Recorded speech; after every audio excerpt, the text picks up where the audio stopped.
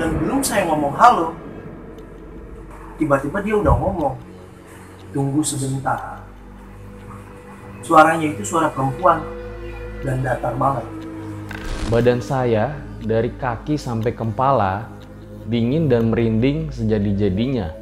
Karena pada saat itu saya melihat sosok nenek-nenek berpakaian serba hijau seperti orang zaman dahulu berdiri tepat di atas genteng saya.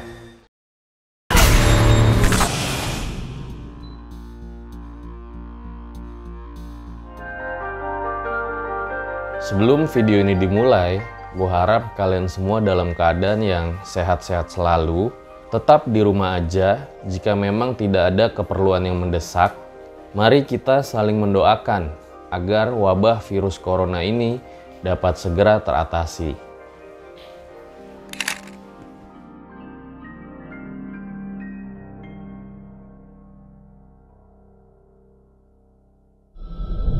Kembali lagi bersama gua Fajar Aditya di Om Mamat Season 1.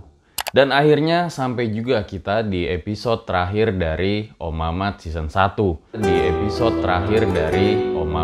1. Gue ucapkan terima kasih buat kalian yang udah selalu support RJL dalam Om Mamat Season 1. Yang udah subscribe, like, share video-video kita. Gue ucapkan terima kasih. Dan juga buat kalian yang udah capek-capek kirimkan pengalaman horor kalian kepada RJL. Oleh karena itu, di episode terakhir ini kita akan menceritakan 3 pengalaman dari narasumber yang sudah mengirimkan ceritanya ke RJL. Buat kalian yang bertanya-tanya, kapan season selanjutnya akan segera tayang? Tenang aja, karena kita akan segera hadir dengan konsep dan season baru yang mudah-mudahan lebih mantap. Jadi ceritanya sendiri di episode kali ini cukup beragam dan tentunya akan membuat kalian sedikit bertanya-tanya, kok bisa hal tersebut terjadi? Dan terus terang, di season 1 ini, kemarin kita sudah cukup banyak mendapatkan narasumber-narasumber yang ketika menceritakan pengalaman mereka, kita jadi mendapatkan sesuatu lagi yang baru dan tentunya banyak pelajaran yang bisa diambil dari kisah mereka. Sebelum gue lanjutkan ke ceritanya, buat kalian yang suka dengan informasi-informasi horor atau pengen tahu mengenai Om Mamat lebih lanjut, bisa di follow di Instagram kita yang ini. Dan buat kalian yang mungkin kurang suka dengan jump scare atau hal-hal horor dan hanya ingin tahu mengenai RJ5, bisa follow Instagram kita yang ini. So, langsung saja, berikut adalah ceritanya.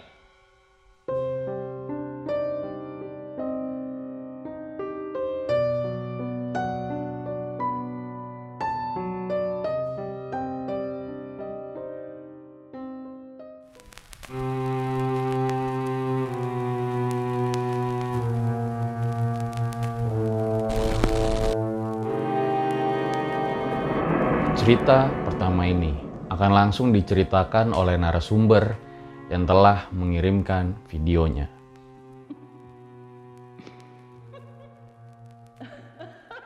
Selamat malam teman-teman, perkenalkan nama saya Krisna. Saya akan bercerita tentang pengalaman saya mengenai orderan misterius. Jadi, pengalaman saya terjadi pada tahun 2018 lalu. Tepatnya, waktu saya masih bekerja di sebuah restoran yang ada di daerah Kebonjeruk, Jakarta Barat. Sebenarnya, posisi saya saat itu adalah sebagai waiters. Cuma, beberapa kali saya terpaksa diharuskan untuk mengantarkan pesanan makanan ke customer. Karena di restoran tempat saya bekerja saat itu belum memiliki karyawan khusus untuk delivery. Dan cerita saya bermula pada saat saya masuk shift sore. Saat itu pukul 9 malam dan kondisi restoran sedang tidak terlalu ramai. Tiba-tiba, salah seorang teman saya mendapat telepon dari customer yang tidak lain itu adalah orderan makanan. Kebetulan saat itu saya yang disuruh untuk mengantarkan orderan makanan tersebut. Kurang lebih pukul 9:30 malam, saya berangkat dari restoran menuju alamat pemesan. Saya ingat persis alamat pemesan tersebut tidak lain di perumahan Blok A, nomor 7. Saya memang tahu perumahan tersebut, tapi saya kurang hafal blok-bloknya. Singkat cerita, saya berangkat ke arah perumahan tersebut. Sesampainya di perumahan tersebut, saya langsung berkeliling untuk mencari Blok A. Tapi sekian lamanya saya berkeliling, saya tidak juga menemukan Blok A. Pada akhirnya, saya memutuskan untuk bertanya kepada warga sekitar atau orang-orang yang ada di sana. Dari banyaknya orang yang saya tanya, yang buat saya heran, kenapa mereka tidak ada yang tahu, tidak ada yang tahu di mana letak Blok A tersebut. Mereka bilang di sini bloknya gede-gede, kayak huruf D, E, F, G, H dan sebagainya. Dan Blok A tersebut tidak ada katanya. Tapi saya tidak menyerah saat itu. Saya coba menyusuri lagi komplek-komplek tersebut, sampai akhirnya saya bertemu dengan bapak-bapak di daerah komplek Blok D. Saya bertemu bapak-bapak sedang naik sepeda. Kala itu saya berhentikan. "Permisi Pak," saya bilang. Saya numpang tanya, "Kalau Blok A sebelah mana?" Bapak tersebut bilang, "Saya kurang tahu kalau Blok A, Mas. Cuma Mas coba ke arah komplek paling ujung. Di sana ada gereja. Siapa tahu di sana, Mas. Saya kurang tahu kalau Blok A." Tanpa pikir panjang, saya langsung mengarah ke yang bapak tersebut bilang. Sepanjang jalan ketika saya menuju gereja, saya dibuat heran. Karena jalanan menuju gereja tidak seperti komplek-komplek yang saya kelilingi barusan. Kali ini jalanan yang saya lewati gelap, minim sekali penerangan. Nggak lama saya berkeliling, tiba-tiba saya melihat sebuah gereja. Adanya di sebelah kiri, adanya di sebelah kiri saya. Di situ, saya melihat gereja itu ada lampunya, tapi tidak banyak gitu, tidak terlalu terang juga. Tapi yang membuat saya heran, justru di sekitaran gereja ini itu gelap total. Saya nggak menyerah begitu saja, dan saya nggak pernah punya pikiran macam-macam, karena yang saya tahu saya ingin nyari Blok A. Saya jalan nggak jauh dari gereja, di situ ada Blok B. Saya di situ langsung positive thinking. Setelah Blok B pasti Blok A gitu ya kan. Tanpa pikir panjang, saya lewati Blok B ke arah paling ujung. Dan benar saja, itu Blok A. Di depan Blok A, terdapat sebuah pos satpam. Ada beberapa orang di dalamnya, yang mungkin satpamnya. Tapi, karena saya pikir waktu itu saya sudah bertemu Blok A, saya tidak bertanya atau permisi terlebih dahulu pada satpam yang ada di situ. Jadi, saya putuskan saya untuk ya asal nyelonong aja masuk. Tiba-tiba saya masuk dan saya benar-benar dibuat heran saat itu. Blok A ini benar-benar sepi, seperti kota mati, gelap gulita. Satu-satunya penerangan hanyalah lampu motor saya.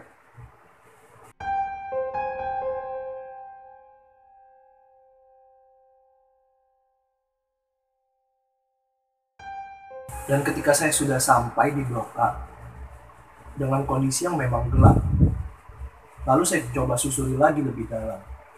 Ternyata di dalam Blok A ini masih terdapat banyak gang-gang di antaranya. Di setiap gang ada 5 rumah. Dan setiap di depan gang ini ada semacam pelang gitu, penunjuk jalan. Dan di situ tertulis nomor rumah. Misalkan gang pertama berisi nomor 1 sampai 5, gang kedua 6 sampai 10, berikutnya 11 sampai 15 dan seterusnya. Karena saya ingin mencari nomor 7, lalu saya berhenti di antara nomor 6 sampai 10. Ketika saya baru sampai depan gangnya, saya lihat di dalam gang itu cuma ada 1 rumah yang nyala. Karena saya pede, itu nomor 7, tanpa pikir panjang, langsung saya hampiri. Ternyata benar, ketika saya sampai, itu memang benar nomor 7. Lalu, setelah sampai, saya coba turun dan memanggil pemilik rumah yang ada di dalam.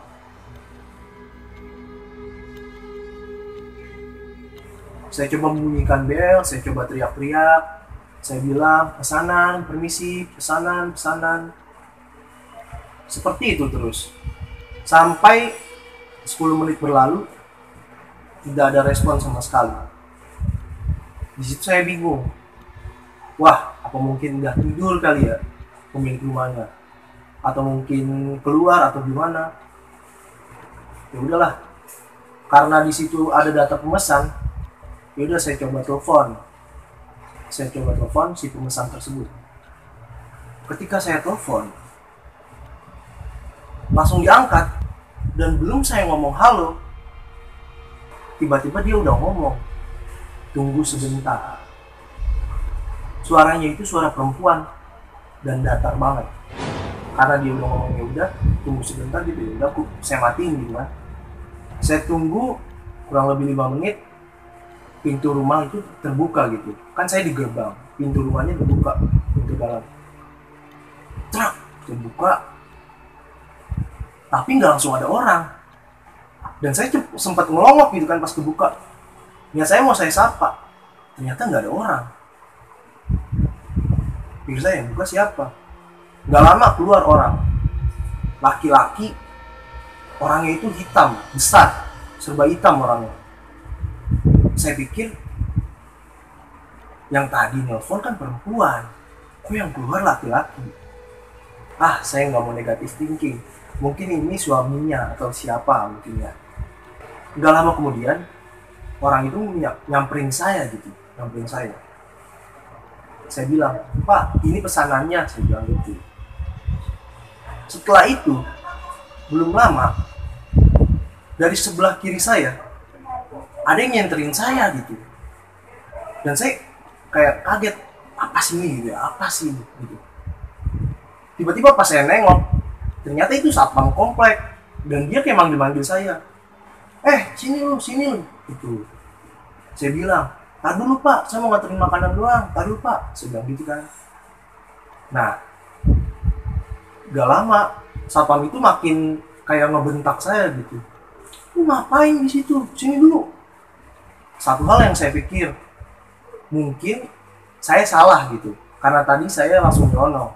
Mungkin di komplek itu prosedurnya kalau ada apa-apa harus lapor dulu. Ya udahlah, mau nggak mau saya samperin kan. Terus tapi sebelum saya nyamperin satpam, saya pengen izin dulu nih ke pemesan, ya kan, ke orang yang ada di dalam rumah tersebut. Bapak-bapak tadi kan mau nyamperin saya. Pas saya nengok, bapak-bapak itu tuh udah nggak ada, laki-laki itu udah nggak ada, dan kondisi rumah itu tertutup gitu. Saya bilang, wah, orangnya masuk kali ya.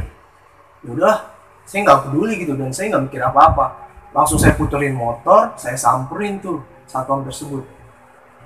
Pas samperin, dia tanya, kenapa Pak? Satpam itu bilang, lu ngapain di sini? Saya bilang, saya nganterin makanan Pak, saya kasih tahu nih makanannya. Ini Pak makanannya, saya bilang gitu. Nganterin makanan gua siapa? Itu nomor 7 Pak.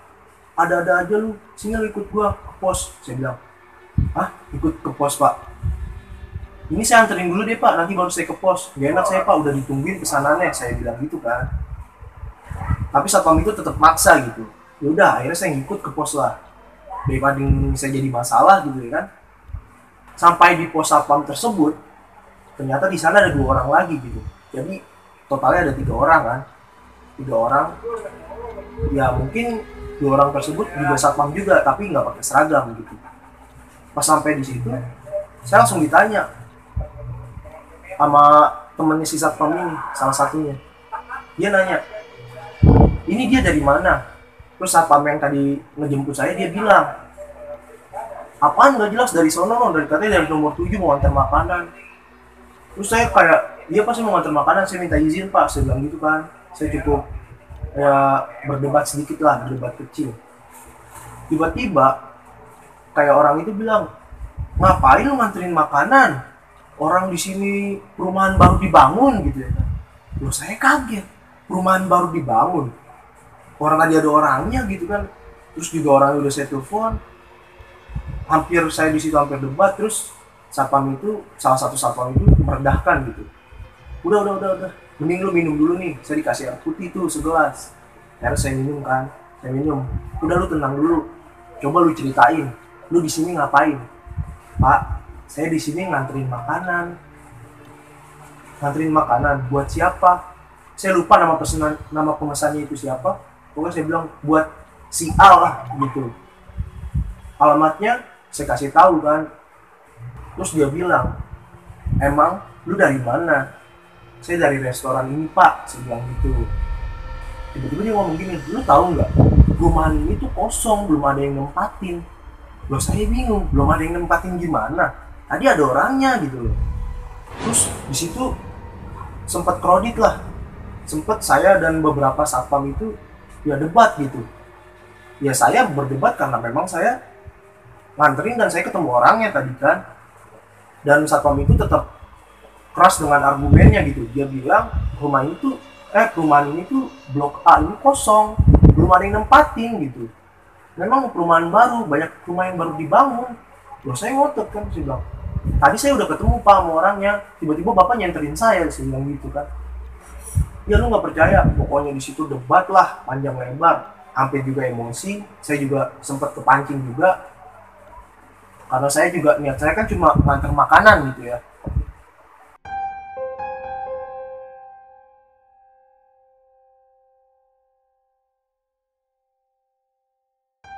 Akhirnya redamnya dibilang ya udah, salah satu satpam bilang ke saya, ya udah lu maunya gimana? Saya bilang, pak, kalau memang bapak bilang itu rumah kosong, mari pak temenin saya ke sana lagi untuk foto biar jadi bukti pak di restoran saya, biar saya nggak disalahin. Mungkin ini ada orang yang nggak bertanggung jawab gitu kan, iseng. Yang penting bapak temenin saya dulu ke sana biar saya ada bukti pak di restoran saya nih bahwa rumah tersebut kosong gitu. Satpam yang tadi jemput saya ini ngajak saya lagi, ayo kalau emang lu nggak percaya mah gitu. Dia bilang ayo, motor saya titip di situ, kunci saya bawa kan, saya bawa nih makanan, saya teng-teng, saya bawa makanan, saya bawa handphone kan. Nah, jalan lah tuh saya. Sepanjang jalan dia ngejelasin. Dia bilang blok B sama blok A ini banyakkan rumah kosong, tapi blok B udah beberapa yang terisi. Blok A ini bener-bener kosong, dia bilang. Terus saya bilang, loh tadi nomor 7 saya lihat ada orangnya pak. Dia bilang, lu halusinasi kali. Apa lu, ya mungkin lu capean gitu. Pokoknya dia masih ya dengan argumennya dia lah. Dan saya juga tetap dengan argumen saya sendiri, karena kan saya pribadi ngeliat dengan mata kepala saya sendiri gitu. Saya ngeliat ada orang buka pintu gitu. Terus juga tadi pas saya telepon orangnya ngangkat gitu ya kan. Ya udahlah, saya sampai di depan gang tuh di antara nomor 6 sampai 10. Saya lihat di situ, loh gelap. Bingung saya, gelap tadi terang. Mungkin rumahnya udah dimatiin gitu kan. Mungkin yang punya kesel gitu kan. Yang pemiliknya kesel nih si pemesan, karena tadi saya nggak langsung nganterin, karena saya sama satpam itu kan ya udahlah. Akhirnya saya coba samperin. Ketika sampai di nomor 7, saya dibuat terkejut. Ternyata nomor 7 itu rumah baru dibangun. Saya heran. Yang tadi saya lihat rumah ini berpenghuni, terang dan terang sendiri di antara nomor 6 sampai 10. Ketika saya sampai di situ, kenapa jadi rumah baru dibangun? Belum ada pintunya, belum ada jendelanya. Memang sudah jadi kerangka gitu, sudah jadi ya rumah, tapi belum dibangun, belum finishing. Nggak ada catnya, nggak ada apa. Dan masih banyak sampah daun-daun kering. Apa? Tiba-tiba saya langsung lirik satpam kan, saya ngeliat satpam tersebut bilang, itu katanya mau foto dulu. Siswa saya nggak bisa ngomong, saya diem juga, saya nggak tahu, tiba-tiba saya emang mati kata gitu, saya nggak bisa ngomong apa-apa, saya diem, mungkin karena saya syok kali ya, saya diem gitu. Dan satpam itu mungkin tahu saya juga kaget gitu kan. Udah akhirnya saya diajak lah ke posnya lagi.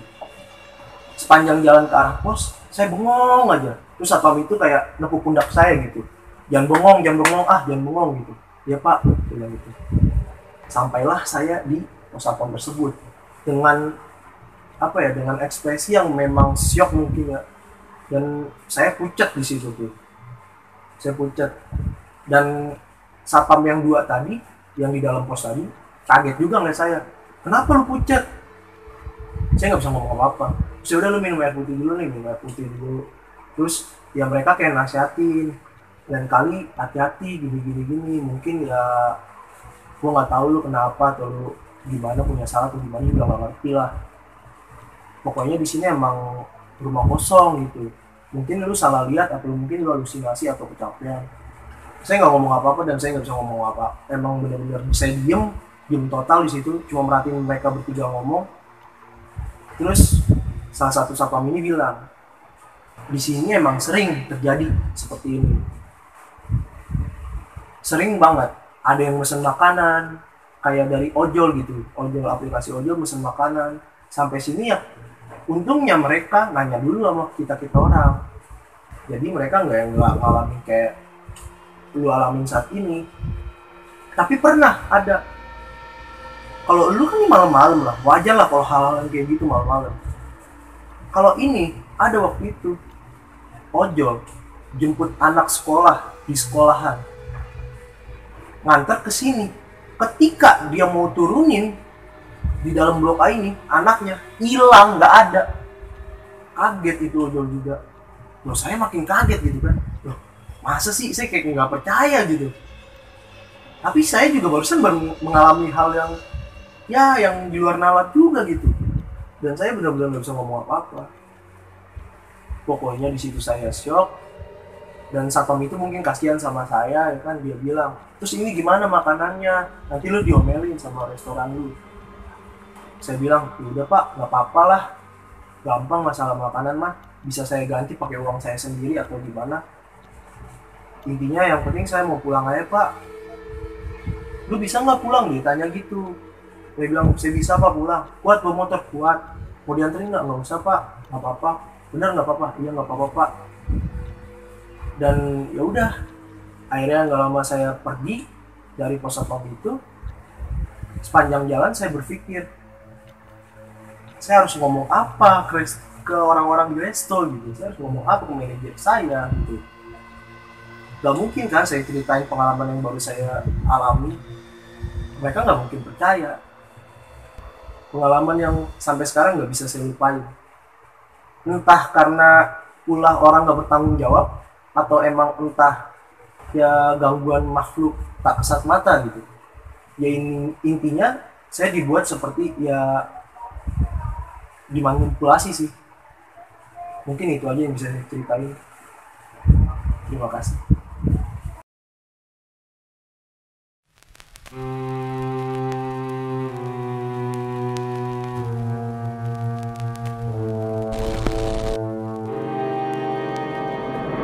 Cerita ini dikirimkan oleh Denny lewat email, dan gue akan menceritakannya dari sudut pandang narasumber.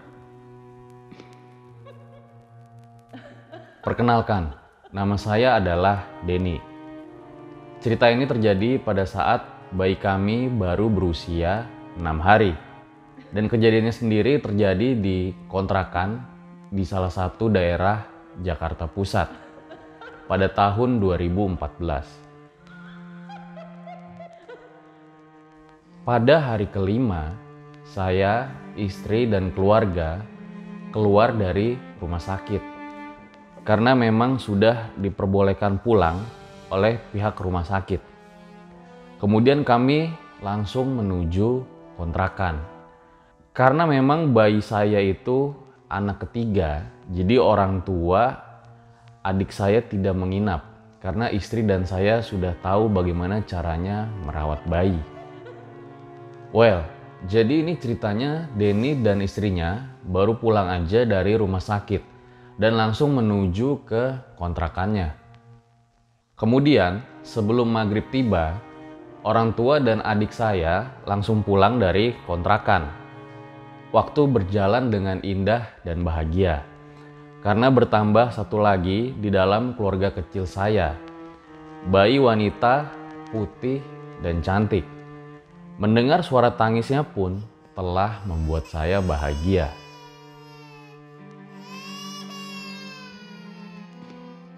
Sampai pagi tiba di hari ke-6. Suasananya biasa-biasa saja sampai dengan sore hari. Kemudian ketika jam 8 malam, saat saya sedang asik menonton TV, tiba-tiba anak saya menangis. Melihat hal tersebut, saya pun menyuruh istri saya untuk menyusuinya. Setelah disusui, anak saya pun kembali tertidur. Akan tetapi, sekitar jam 9-an malam, lagi-lagi anak saya menangis.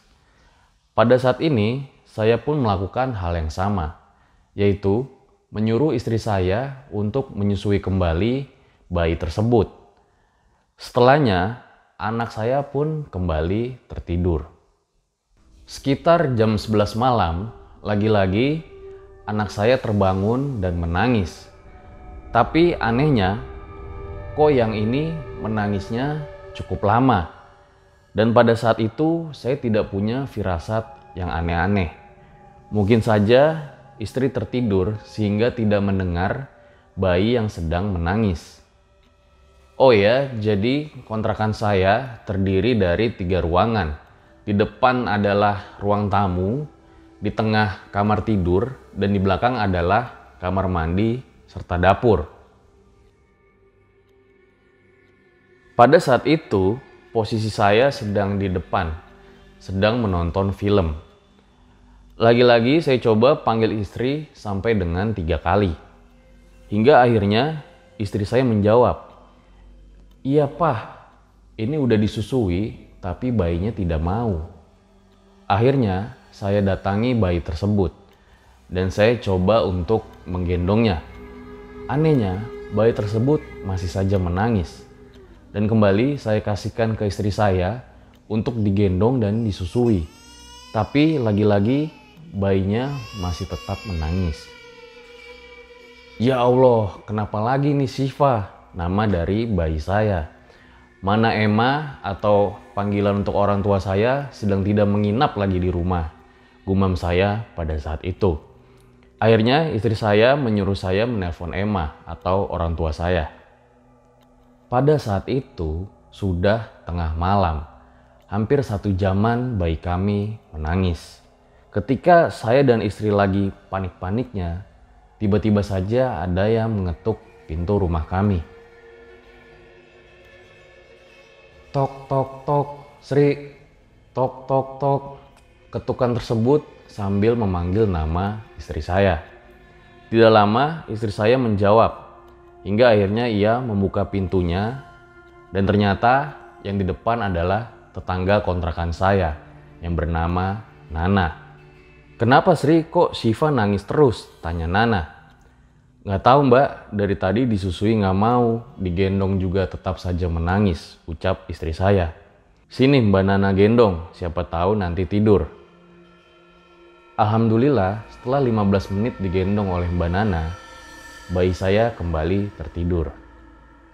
"Tuh kan tidur Syifanya," ucap Mbak Nana sambil terlihat gemas dengan bayi kami yang memang sangat lucu itu. Akhirnya Mbak Nana pulang untuk balik kembali ke kontrakannya yang memang bersebelahan dengan kami. Anehnya, tidak lama kemudian bayi kami kembali menangis. Saya dan istri bingung harus apa karena takutnya bayi tersebut salah urat karena digendong. Pada saat itu, saya langsung menelpon orang tua saya dan langsung menanyakan kepada Emma, kenapa Syifa terus-terusan menangis. Pada saat itu, orang tua saya mengatakan, "Coba kamu ambil garam kasar, lalu baca bismillah. Sambil kamu taburkan garamnya ke semua kamar, dapur, kamar tamu, dan di depan rumah. Bukannya musyrik, tapi memang karena kepercayaan orang tua dulu seperti itu.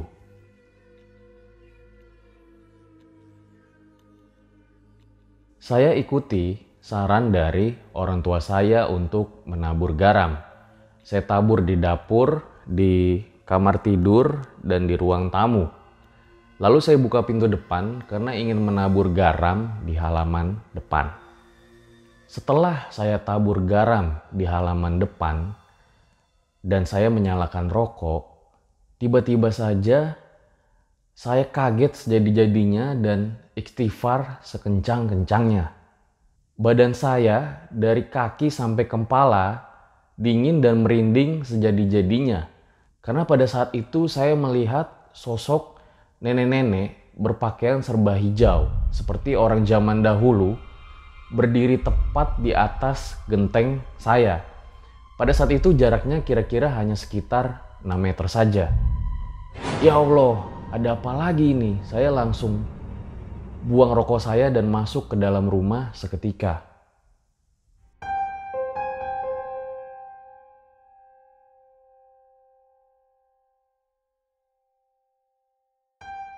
Kenapa kamu, Pak? Sambil teriak-teriak istighfar gitu?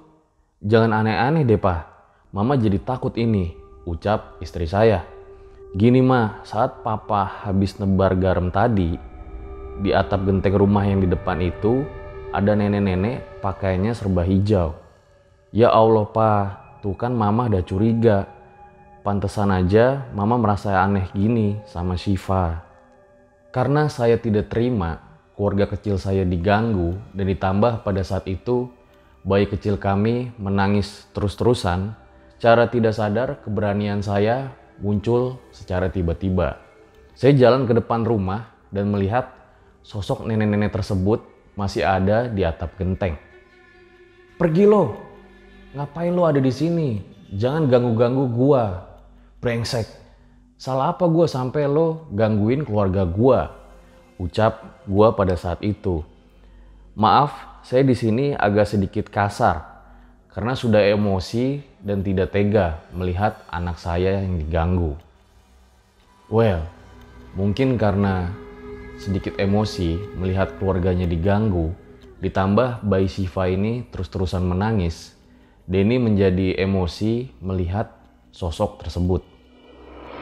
Dan seketika tetangga pada keluar rumah karena ngelihat saya teriak malam-malam. Kenapa, Den? Lo teriak-teriak? Kata tetangga. Enggak, Mas. Maaf ya, Mas. Udah ganggu tidurnya. Lalu seketika sosok itu pun hilang. Dan seketika juga anak saya langsung tertidur dengan lelap.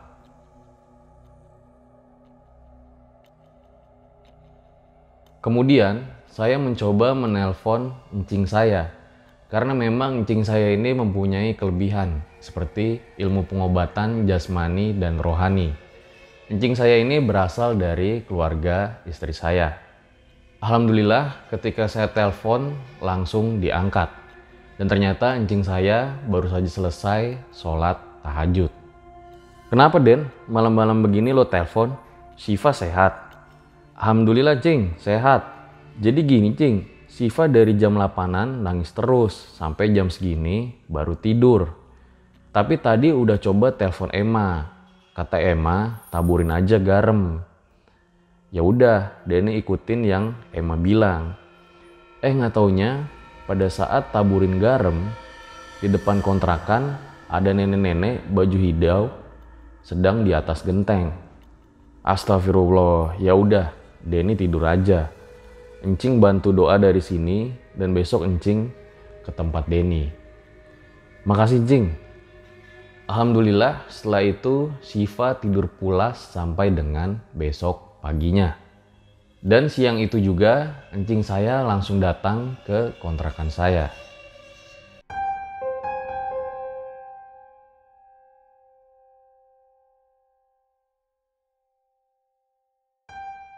Baru aja sampai di rumah saya, tiba-tiba encing saya udah langsung istighfar sambil teriak kira-kira gini ngomongnya.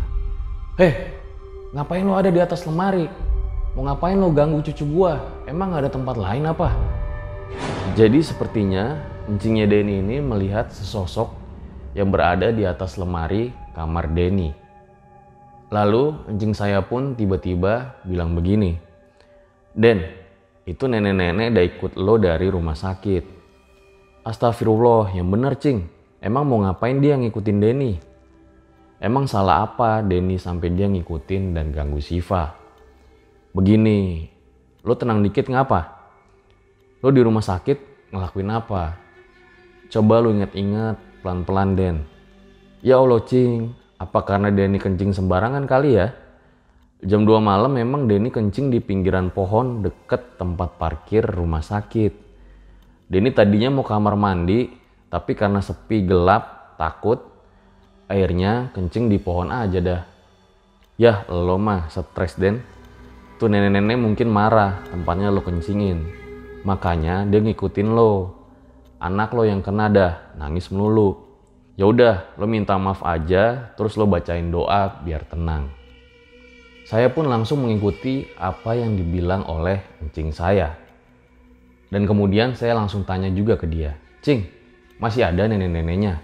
Dan encing pun menjawab, sudah tidak ada Den, sudah pergi. Dan kemudian encing pun berpesan kepada saya, lo makanya hati-hati Den, lain kali kalau kencing jangan sembarangan.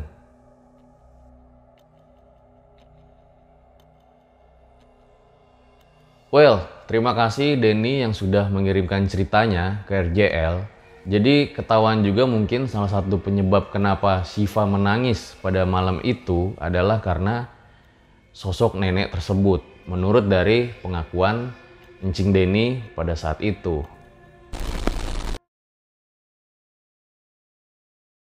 Itu dia guys, cerita-cerita horor yang pernah dialami oleh narasumber yang mengirimkan ceritanya ke RJL. Gue ucapkan terima kasih buat kalian yang sudah mengirimkan pengalaman-pengalaman kalian ke RJL. Dan sekali lagi ini adalah akhir dari season 1.